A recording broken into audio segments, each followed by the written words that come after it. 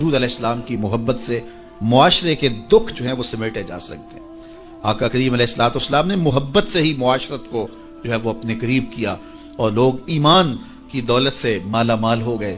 وہ ایک بچہ آیا نا اپنی ماں کے لیے لباس لینے کے لیے، اور پہلے وہ گیا اپنے چچا کے پاس، اس کی ماں بیوہ تھی اور اس کا لباس پھٹ گیا تھا، اور وہ اپنے چچا کے پاس گیا تو اس نے دتکار دیا۔ ماں نے اس کو روکا تھا، بیٹا نہ جانا، لیکن اس نے کہا کہ تیرے بدن کے اوپر جو لباس ہے وہ بھی پھٹ گیا اور جگہ جگہ سے جسم جھلک رہا ہے، تو میں اپنے چچا سے آپ کے لیے لباس لے کے آتا ہوں۔ پھر جو رویہ اس نے اختیار کیا تو واپس روتا ہوا آ رہا تھا، تو کسی نے راستے نے پوچھا کہ کیا ماجرا ہوا؟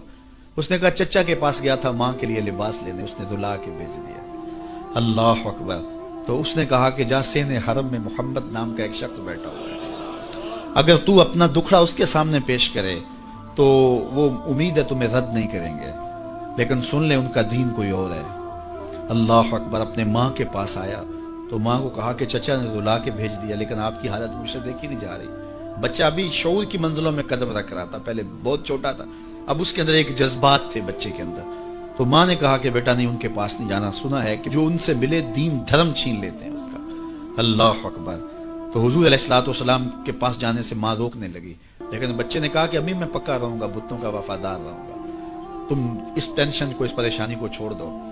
اور حضور کی خدمت میں حاضر ہوا۔ حضور صحن حرم میں چادر اوڑے بیٹھے ہوئے تھے، اور جا کے کہنے لگا میں پہلے بات آپ سے کر لیتا ہوں، آپ کا دین میں نے قبول نہیں کرنا۔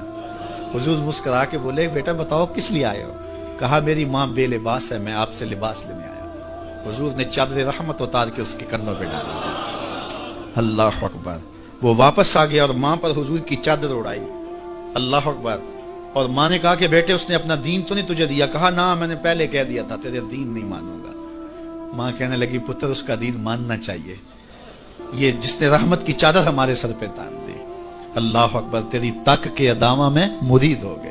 اس بوڑھی عورت کا قصہ بھی آپ نہیں بھول سکتے، جو گھر کا سامان باندھ کے اپنے دروازے پہ بیٹھی ہوئی تھی، اور اس نے سنا تھا مکے میں ایک جادوگر آیا ہے جسے ملتا ہے اس کا دین چھین لیتا ہے، کہیں ایسا نہ ہو کہ کہیں اس سے ملاقات ہو جائے اور وہ دین ہی میرا چھین لے، مجھے شہر چھوڑ دینا چاہیے۔ گھر کے تھڑے کے اوپر سامان باندھ کے بیٹھی ہے۔ حضور بھی گزرے، اس نے دیکھا تو کہا بھتیجے یہ سامان میرے سر پہ رکھ دے۔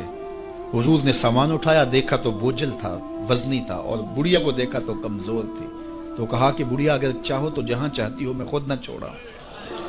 اس نے کہا اس سے بڑی مہربانی کیا ہوگی؟ حضور نے سامان اٹھایا ہوا ہے اور بڑھیا سے باتیں بھی کرتے جا رہے ہیں۔ تو بڑھیا کو کہا کیوں جا رہی ہے؟ اس نے کہا کہ سنا ہے یہاں ایک جادوگر ہے جو لوگوں کا دھرم لوٹ لیتا ہے، لوگوں کا دین لوٹ لیتا ہے۔ میں نے ساری زندگی بتوں سے وفا کی ہے، میرے آبا و اجداد نے بتوں سے وفا کی ہے، میں چاہتی ہوں دین اجداد ہاتھ سے چھوٹ نہ جائے، آخر اس شہر میں رہتی ہوں کہیں مل نہ جائے۔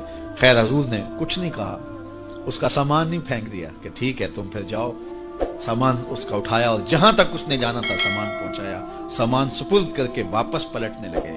تو اس نے کہا بچے اپنا نام تو بتا دے، لوگ کہیں گے کہ مکہ چھوڑ آئی ہو تو بتاؤں گی ایک جادوگر کے دکھ سے چھوڑ آئی ہوں، تو وہ کتنا برا بھلا کہیں گے شہر مکہ کو کہ جس مکہ سے لوگ نقل مکانی کرنے پہ مجبور ہو گئے، تو میں انہیں یہ بھی بتاؤں گی کہ جس مکے میں جادوگر رہتا ہے اتنا اچھا نوجوان بھی رہتا ہے، تو تیرا نام لیا کروں گی، تیرے قصیدے پڑھا کروں گی۔ تو حضور علیہ السلام مسکرا پڑے، کہا بڑھیا جس جادوگر سے بھاگ کے آئی ہے وہ تیرے سامنے کھڑا ہے۔ اس نے کہا سچ سے آپ ہی محمد ہیں؟ حضور نے فرمایا نام میرا یہی ہے۔ تو اس نے کہا پھر آپ کا جادو میرے پہ چل گیا ہے۔ اللہ اکبر۔ تیری تک کے ادامہ میں مرید ہو گئے، لوگوں کی خدمت کریں، بوڑھوں کے کام آئیں، دکھیوں کے کام آئیں، مصیبت زدہ کے کام آئیں۔ حضور یتیم ہو کے یتیم پرور تھے، لاچاروں کی مدد کرتے، لوگوں کے گھروں میں پانی بھر کے دے دیتے، اور دکھیوں کے کام آ جاتے اور مصیبت زدوں کے کام آ جاتے۔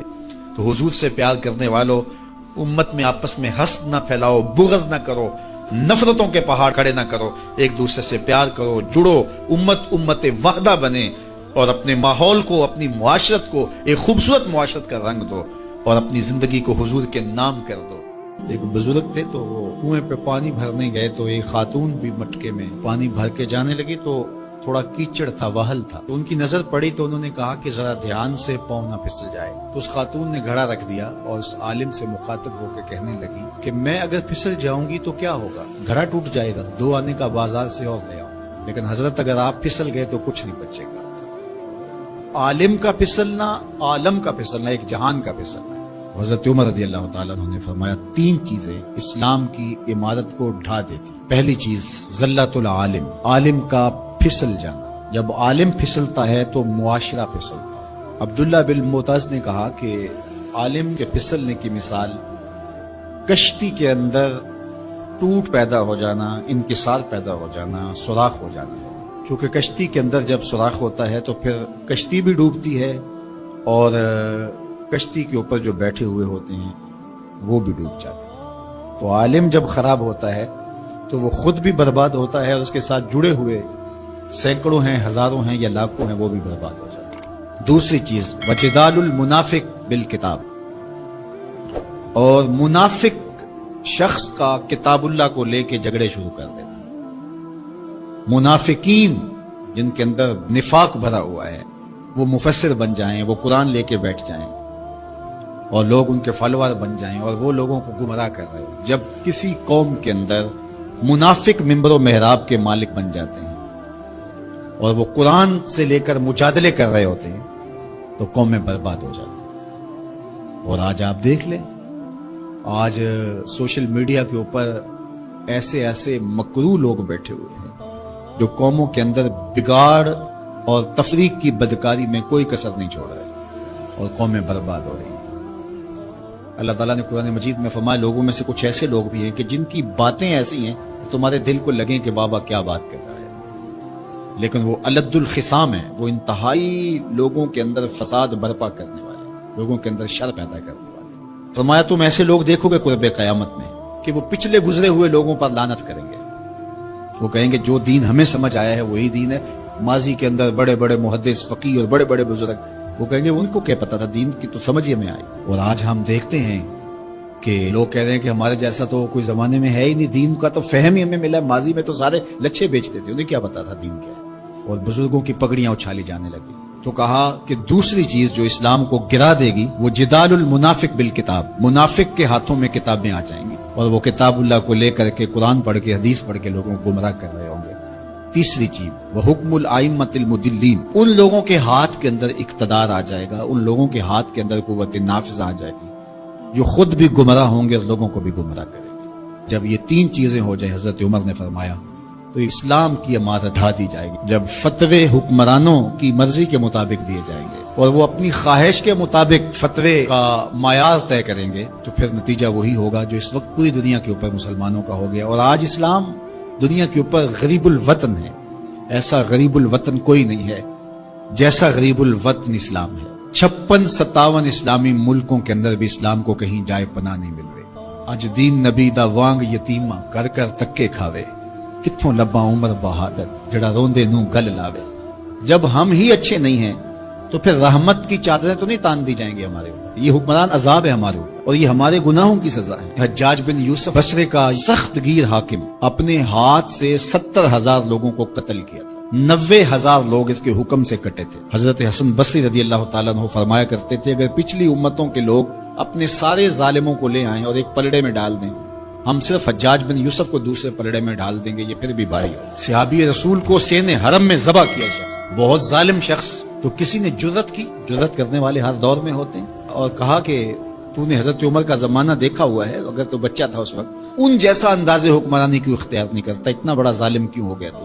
حجاج بن یوسف نے جو جواب دیا وہ 2 لفظوں میں تھا. اس نے کہا تبازروا اتامر لکم، تم ابو ذر بن جاؤ میں عمر بن جاتا. جب عوام اچھی نہیں ہوگی تو پھر یہی اوپر ہوگا. جب میں کہتا ہوں الہی میرے احوال دے، حکم ہوتا ہے اپنا نامہ اعمال. اور ایک روایت میں اعمالکم امالکم، تمہارے اعمال ہی تمہارے امال ہیں، جس طرح کے عمل ہوں گے اس طرح تمہارے اوپر مسلط کر دیے جائیں گے. بندہ سمجھتا کہ یہ آ جائے گا تو شاید یہ اچھا ہوگا، یہ آئے گا تو شاید یہ اچھا ہوگا. ایسے کافی دیر پہلے ایک حکومت گئی، پھر اس کی بعد دوسری آئی، تو وہ کوئی صحافی تھے تو مجھے کہنے لگے کہ آپ کیا اس پر کہتے ہیں. تو میں نے کہا کہ ہم نے پھولوں کی آرزو کی تھی، آنکھوں میں موتیا اتر آیا. تو یہی ہوتا ہے، جب تک ہم خود اپنے آپ کو صحیح نہیں کرنا چاہیں گے اتنی دیر تک کچھ بھی نہیں ہوگا. اور دوسری طرف یہ جو نظام ہے اس وقت ہمارے اوپر مسلط، ہم وا دل نخواستہ قبول کیے ہوئے ہیں، اور یہ مشق تھی کہ چلو اس کے ذریعے سے کوئی بہتری کا راستہ نکلے، لیکن 70 سال سے وہ کولو کے بیل کی طرح وہی مشق ہو رہی ہے.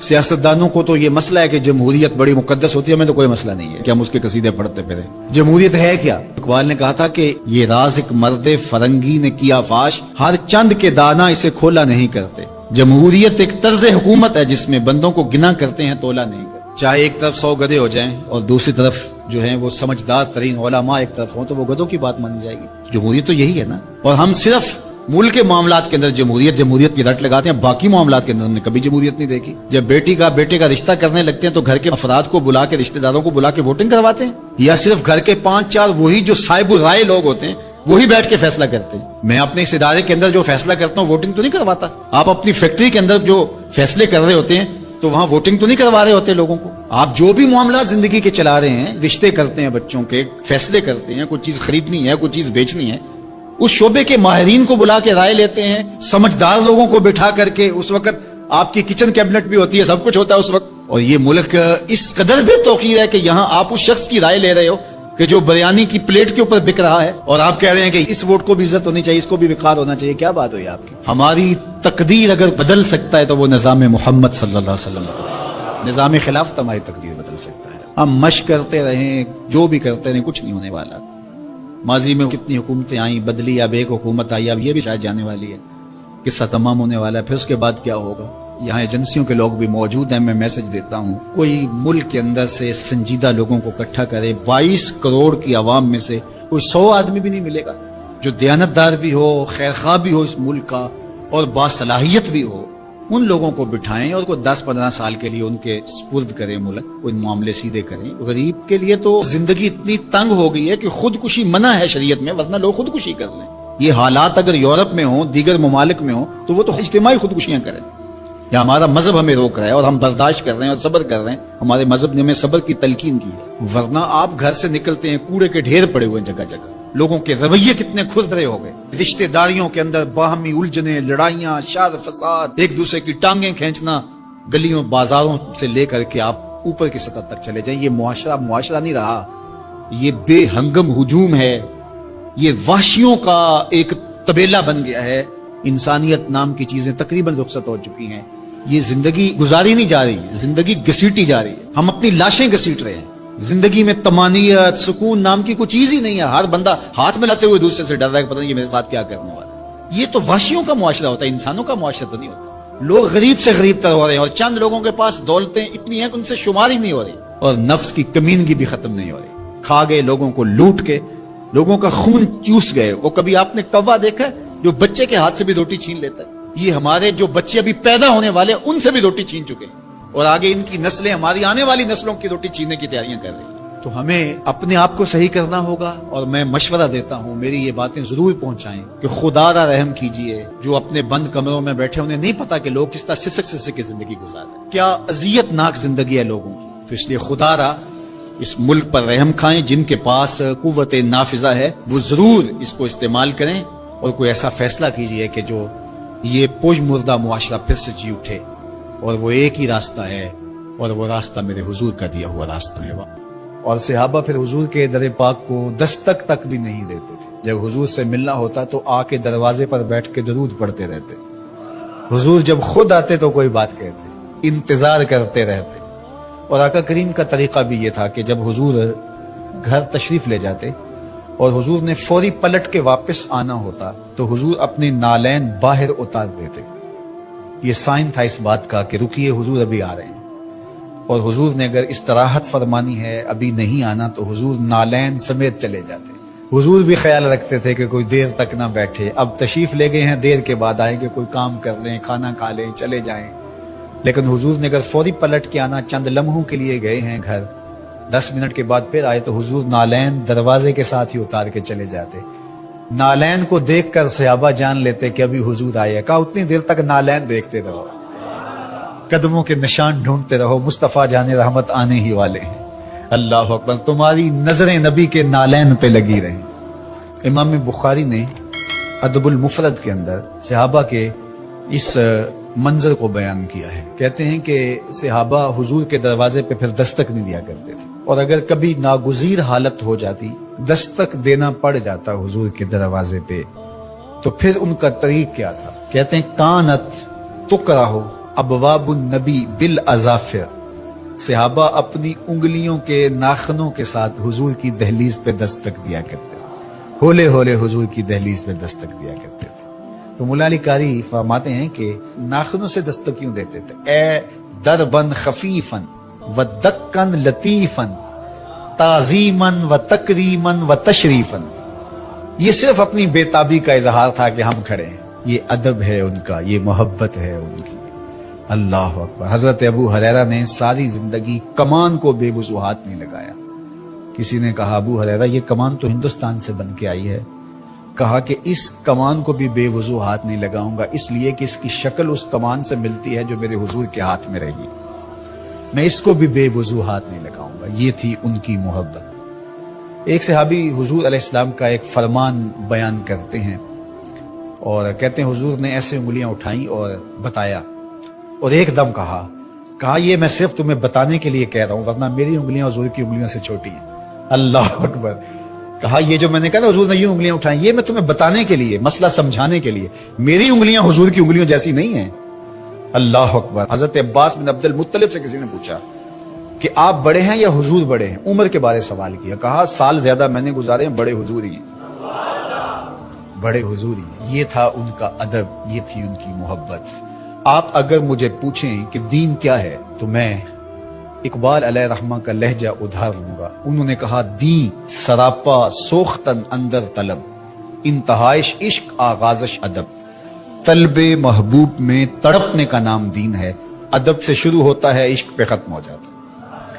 جو دین ادب سے شروع نہ ہوتا ہو اور عشق پہ ختم نہ ہوتا ہو وہ دین ہی نہیں ہے۔ میں ان تھوڑے جملوں میں آپ کو بہت کچھ کہنا چاہ رہا ہوں، آپ پوچھتے رہتے ہیں، مسائل پوچھتے رہتے ہیں، میں 2 لفظوں میں آپ کو بتا رہا ہوں۔ جو بھی دین ادب سے شروع نہ ہوتا ہو، عشق پہ ختم نہ ہوتا ہو، وہ دین نہیں ہے، کوئی اور ہے۔ عشق ہی ابتدائے ذات، عشق ہی انتہائے ذات، عشق نہ ہو تو شرح و دین بت کدا تصورات۔ کسان سب سے اچھے دانے سنبھال کے رکھتا ہے، جو بیج ہوتا ہے وہ سب سے بہتر ہوتا ہے، اس کو زمین میں دانہ ڈالتے ہوئے کوئی جھجک نہیں ہوتی کہ مٹی میں دانے رول رہا ہوں، اس لیے جھجک نہیں ہوتی کہ وہ اپنی آنکھوں سے کئی بار مشاہدہ کر چکا ہے کہ میں ایک دیتا ہوں اللہ کئی عطا کرتا ہے، اس لیے وہ اچھے دانے زمین میں ڈالتا ہے۔ کوئی کسان ایسا تو نہیں کرتا کہ مریل بیج ڈال دے، وہ کہتا ہے ساری محنت ضائع چلی جائے گی۔ تو اسی طرح تم راہ خدا میں دو تو سب سے اچھا دو، یہ نہیں ہے کہ جو سب سے کمزور ہے وہ تم اللہ کی راہ میں دے دو۔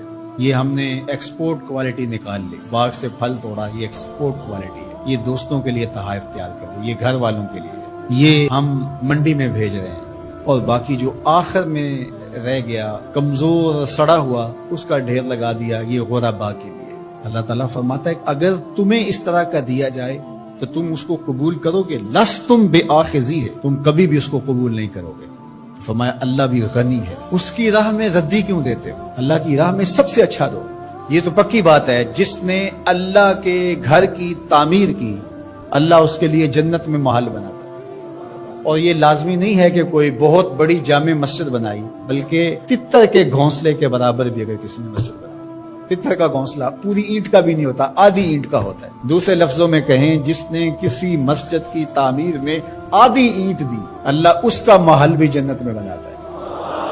کتنا کرے اللہ اکبر۔ حدیث پاک میں آتا ہے جب کوئی شخص فوت ہو جاتا ہے تو اس کے اعمال کا سلسلہ منقطع ہو جاتا ہے، لیکن 3 عمل اس کے باقی رہتے ہیں۔ ایسا صدقہ جو تسلسل کے ساتھ باقی رہتا ہے، مسجد بنوا دی، دارالعلوم قائم کر دیا، پانی کا کنواں کھدوا دیا، ہاسپٹل بنا دیا، ایسا سلسلہ کر دیا کہ جو جاری رہتا ہے۔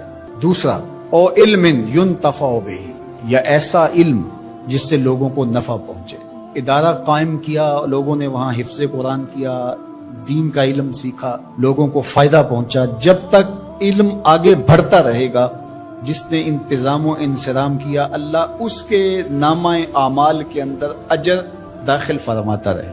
بلکہ اس کی تشریح میں دیکھ رہا تھا کہ صرف علم دین ہی نہیں، ہر وہ علم جو نافع ہو، اگر کسی نے کسی کو کوئی ہنر سکھا دیا اور اس کے ذریعے وہ حلال رزق کمانے لگا، اپنے بچوں کی ضرورت کو پورا کرنے لگا، جس نے ہنر سکھایا تھا اللہ اس کو بھی اجر عطا کرے گا۔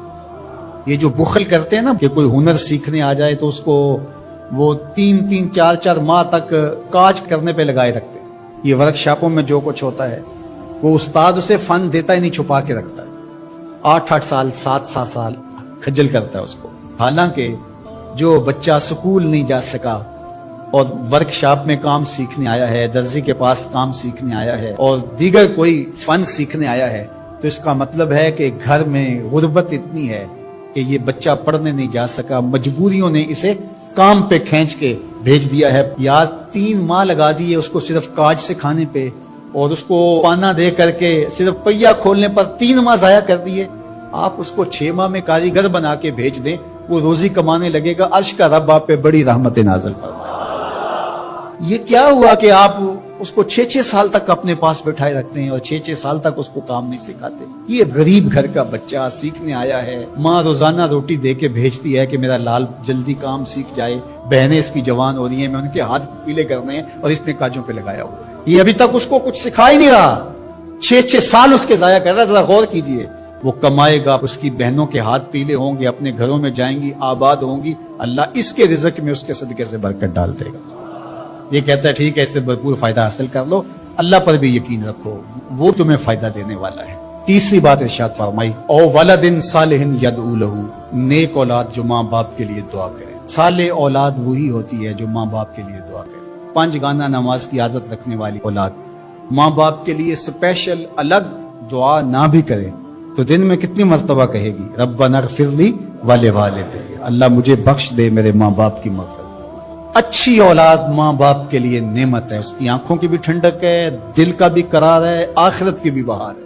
اللہ جل شانہ ہمیں اپنی راہ میں صدقہ کرنے کی توفیق رضانی فرمائے، خیر کی راہوں کا مسافر بنائے، اچھے لوگوں کی سنگت عطا کرے۔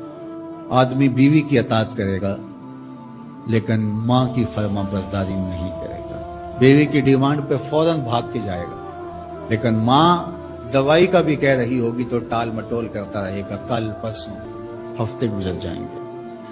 ماں کے ساتھ جانا اس کو پسند نہیں ہوگا، ماں کی خدمت میں رہنا، اس کے پاس بیٹھنا اس کو پسند نہیں ہوگا۔ ماں دھکے سے بیٹوں کو بیٹیوں کو اپنے پاس بٹھائے گی لیکن بیٹھنا پسند نہیں ہوگا۔ وہ اتنا صدیقہ ہو وہ اقصا آبا ہو، دوستوں کے ساتھ بیٹھ کے گپ شپ لگانا مرغوب ہوگا، باپ کے ساتھ بیٹھنا پسند نہیں ہوگا، باپ کے پاس اولادیں نہیں بیٹھیں گی۔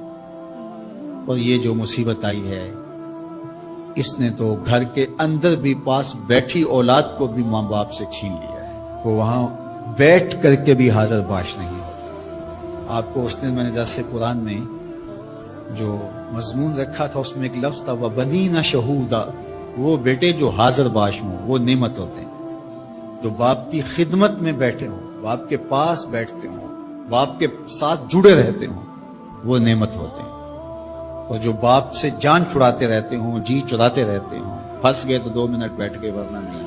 بالخصوص بوڑھے بزرگوں کے پاس تو اس دور کے اندر کوئی بیٹھنے کے لیے تیار نہیں ہوتا، وہ ترستے ہیں کہ ہماری اولاد ہمارے پاس بیٹھے، لیکن اولاد کی دلچسپیاں ہی کوئی اور ہیں، وہ انہیں اولڈ فیشن سمجھتے ہیں، پرانے زمانے کے لوگ دقیانوس، ان سے ہم بات بھی کیا کریں، یہ ہمارے زمانے کی باتیں نہیں سمجھتے۔ جب تم ان کے زمانے کی باتیں نہیں سمجھتے تھے، انہوں نے ایک لفظ پانی اور روٹی سکھانے کے لیے کتنی محنت کی تھی تمہارے اوپر، تم تو کچھ بھی نہیں سمجھتے تھے، تم تو حرف و صوت سے آشنا نہیں تھے، تم تو لفظوں سے آشنا نہیں تھے۔ انہوں نے کتنا وقت دیا اور ایک ایک حرف، ایک ایک لفظ، ایک ایک ہجا تمہیں بتایا، اور آج تم کہتے ہو یہ دقیانوس ہے۔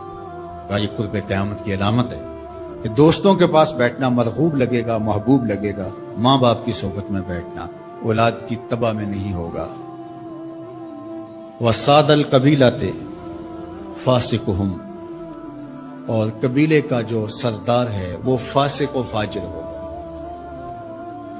سرداری، قبیلے کا بڑا بننا، خاندان کا بڑا ہونا، یہ صلاحیت کی وجہ سے نہیں، تقوی کی بنیاد پر نہیں، یہ چالاکی، مکاری، فسق و فجور کی وجہ سے، اس لیے کہ جس طرح کی قوم ہوگی اس طرح کے ان کے حکمران ہوں گے۔ کسی نے حجاج بن یوسف سے کہا تھا کہ تو نے حضرت عمر کا دور خلافت دیکھا ہے، تو ان جیسا انداز حکومت اختیار کیوں نہیں کرتا؟ تو اس نے 2 لفظی جواب دیا، تبازروا اتعمر لکم، اس نے کہا تم ابو ذر غفاری بن جاؤ، میں عمر بن جاتا ہوں۔ جب رعایا ابو ذر غفاری جیسی ہوتی ہے تو حکمران عمر فاروق جیسے ہوتے ہیں۔ جب ہم چور ہوں گے، ہم خائن ہوں گے، ہم بدکار ہوں گے تو اوپر رحمتوں کی چھتڑیاں تو نہیں تانی جائیں گی، اوپر بھی پھر یہی کچھ ہوگا۔ ایک روایت میں آتا اعمالکم امالکم، تمہارے اعمال ہی تمہارے حکمران ہوں گے۔ فرمایا کہ وہ اس بات پہ قادر ہے کہ وہ تمہیں اوپر سے بھی عذاب دے سکتا ہے، وہ چاہے تو نیچے سے بھی عذاب دے سکتا ہے۔ حضرت عبداللہ ابن عباس رضی اللہ تعالیٰ عنہ فرماتے ہیں اوپر کا عذاب یہ ہے تمہارے حکمران نااہل ہوں، اور نیچے کا عذاب یہ ہے تمہاری اولاد نافرمان، اور تم ایک دوسرے سے لڑنے لگ جاؤ۔ ایک خاندان کے لوگ شریکہ برادری کے نام سے ہر وقت ایک دوسرے کی ٹو میں رہیں، یہ عذاب نہیں تو اور کیا ہے؟ ہر وقت بھائی بھائی کو نقصان پہنچانے کے چکر میں رہے، بہنیں اور بھائی آپس میں ایک دوسرے کے دشمن بنے کھڑے ہوں، ہمسایہ ایک دوسرے کی عزت کو اچھالنے کے لیے تیار کھڑا ہو۔ محلہ راحت کا ساواں ہونا چاہیے، لیکن محلہ آپس میں ایک دوسرے کی عزت کو پامال کرنے کے لیے تلا ہوا۔ خاندان، برادریاں جو کہ وحدت کی علامت ہونی چاہیے، یہ ایک دوسرے کو اذیت دینے کے لیے، تکلیف پہنچانے کے لیے، ٹو میں رہنے کے لیے، کسی کے عیب کو اچھالنے کے لیے، کسی کی بہن بیٹی کی آبرو کو اچھالنے کے لیے ہر وقت اسی چکر میں ہو، تو کیا یہ عذاب نہیں ہے کہ تم اپنے گھر میں بھی محفوظ نہ ہو؟ خاندانی لڑائیاں، شریکہ برادریاں، ان کی باہمی لڑائیاں، یہ فرقوں کی لڑائیاں، سیاسی جنگ و جدل، یہ کیا ہے؟ یہ اللہ کے عذاب کی ناراضگی کی صورت ہے۔ اللہ تعالی ہمیں سچی توبہ کی توفیق دے۔